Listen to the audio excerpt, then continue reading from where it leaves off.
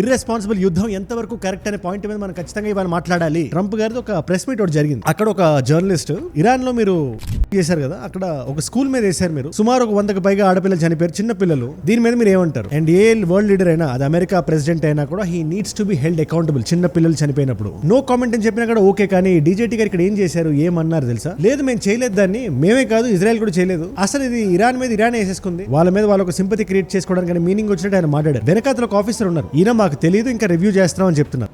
That was done by Iran. Was certainly investigated. ఒకటే questions కి ఒకటే క్యాబినెట్ లో ఉండే ఇద్దరు వ్యక్తులు చెప్తున్న సమాధానం ఇది. సో ట్రంప్ గారు ఇక్కడ ఎంత ఇర్రెస్పాన్సిబుల్ గా ఉన్నారో నేను మీకు సెపరేట్ గా చెప్పాల్సిన అవసరం లేదని నేను భావిస్తున్నాను. అండ్ ఈ ఇర్రెస్పాన్సిబుల్ యుద్ధం యొక్క కాస్టే 10,000 బిల్డింగ్స్ కూలిపోయాయండి 10 రోజుల్లో. లోపల ఉండే కుటుంబాల గురించి మీరు ఒకసారి ఆలోచించండి. వీళ్ళందరూ రోడ్ల మీద వచ్చారు, ఈ బిల్డింగ్స్ అన్ని కూల్చేశారు. వైట్ హౌస్ ముందు ఒక ప్రొటెస్ట్ నడుస్తుంది. అమెరికన్ ప్రజలు అడుగుతున్నారు, ఇజ్రాయెల్ కి ఇరాన్ మీద కోపం ఉంటే, ఇరాన్ కి ఇజ్రాయెల్ మీద కోపం ఉంటే దానికి మన టాక్స్ పేయర్స్ మనీ ఎందుకు వెళ్తుంది, మన సైనికులు ఎందుకు ప్రాణాలు కోల్పోతున్నారు, ఇక్కడ అమెరికా సెల్ఫ్ ఇంట్రెస్ట్ ఏంటి అనే క్వశ్చన్ అందరూ డీజేటీ గారిని అడుగుతున్నారు. దీనికి ఆయన ఖచ్చితంగా ఒక ఆన్సర్ చెప్పాలి. ప్రస్తుతానికి ఆయన అప్రూవల్ రేటింగ్స్ కూడా పడిపోయినాయి. కింద కనబడే సబ్స్క్రైబ్ బటన్ నొక్కి పెట్టేసుకోండి. డన్.